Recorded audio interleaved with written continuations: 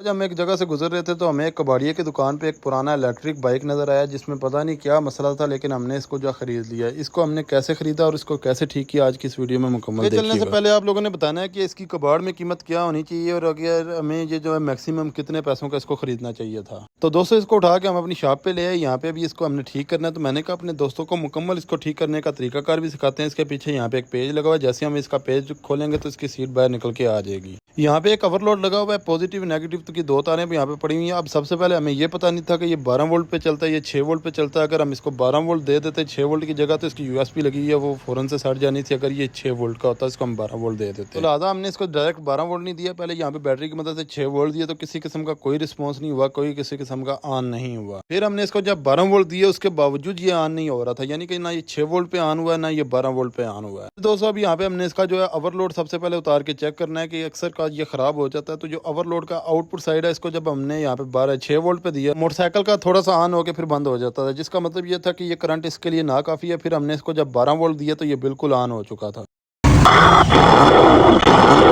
The car has started. Please fasten your seatbelt.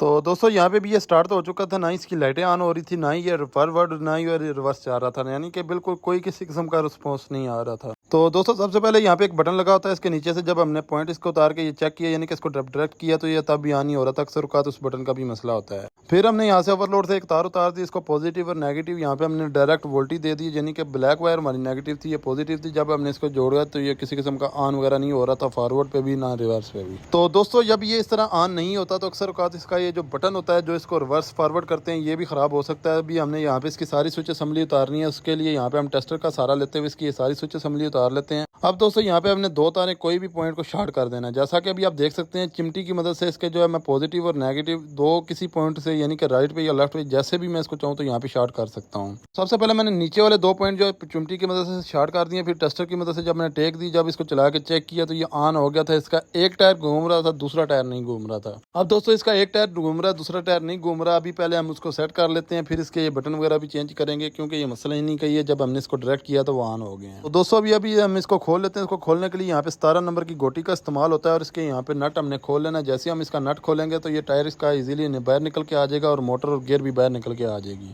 जब हमने इसको खोल के चेक किया तो ये सीरीज में मोटरें कनेक्ट हुई थी, यानी कि 6-6 वोल्ट की दो मोटरें हैं और ये दोनों कनेक्शन जो है सीरीज में हुए थे, यहाँ तक 12 वोल्ट आते हैं। इसी वजह से दूसरी मोटर इसकी स्टार्ट नहीं हो रही थी, क्योंकि एक मोटर फ्री थी, एक नीचे जाम थी। लेकिन जो जाम थी उसको भी हमने ग्रीस वगैरह करना था, कुदरती हमने इसको खोल तो लिया ही था। अब इसको ग्रीस करने का मकसद ये था कि ये थोड़ी हार्ड थी, पिछली मोटर थोड़ी सी रवां थी। तो चले अभी इसके गेयर के ऊपर यहाँ पे पेज लगे होते हैं, कुछ आगे पेज लगे होते हैं, कुछ पीछे लगे होते हैं, 5 से 6 पेज लगे होते हैं। उसके बाद इसका गेयर खुल के आ जाता है। बाकी यहाँ पे आप देख सकते हैं ये गिरारियाँ होती हैं, इसको जो अब हम चलाते हैं तो ये चल रही है।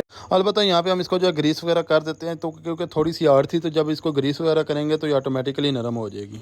तो दोस्तों किसी भी पेचकस का इस्तेमाल करते हुए इसके ऊपर हमने ग्रीस लगा लेनी है। यहाँ पे अच्छी तरह सारी गिरारियों के ऊपर ग्रीस लगा देंगे, फिर इसको जो है बंद कर देंगे। जब हम मोटर चलाएंगे तो ऑटोमेटिकली ये सारा अंदर से जो है रवां हो जाएगी। तो उसके बाद जिस तरीके से पेज हमने खोले थे उस तरीके से जोड़ देना। आप दोनों को मोटर को चला के चेक करते हैं तो दोनों मोटरें ही इसकी चल रही हैं।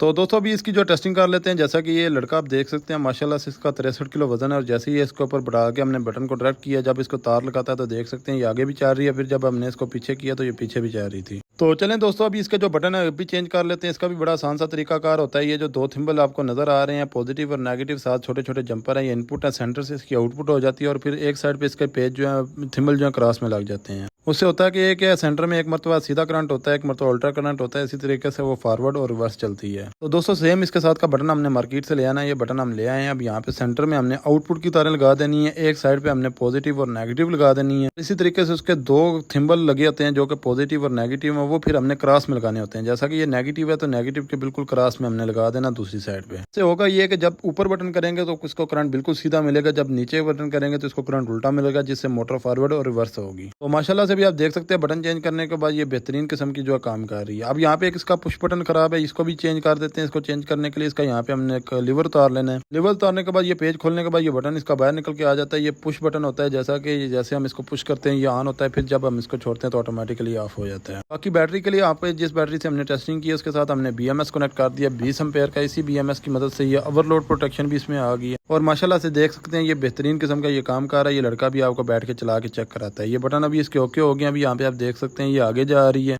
और यहाँ पे अभी हम इसको रोकते हैं। इसको रोकने के बाद ये पिछली साइड पे चढ़ाई है, यानी कि आगे की तरफ उतराई है, पीछे की तरफ चढ़ाई है। अब हम इसको जो पीछे की तरफ यानी कि रिवर्स कर लेते हैं। तो दोस्तों जैसे इसको हम रिवर्स करते हैं तो ये पीछे की तरफ ऑटोमेटिकली आ जाएगी। किसी भाई ने अगर इस तरह की कार या मोटरसाइकिल वगैरह रावलपिंडी इस्लामाबाद में ठीक करवानी हो तो वो हमसे कॉन्टैक्ट करके शॉप पे आ सकता है। नंबर नोट कर लें 0305 190 45 12 या 0316 51 56 650 पे रब्ता कर लीजिएगा। बाकी इसकी जो लाइटें वगैरह वो भी हमने ठीक कर दी। USB चला के चेक किया, वो भी ठीक काम कर रही थी।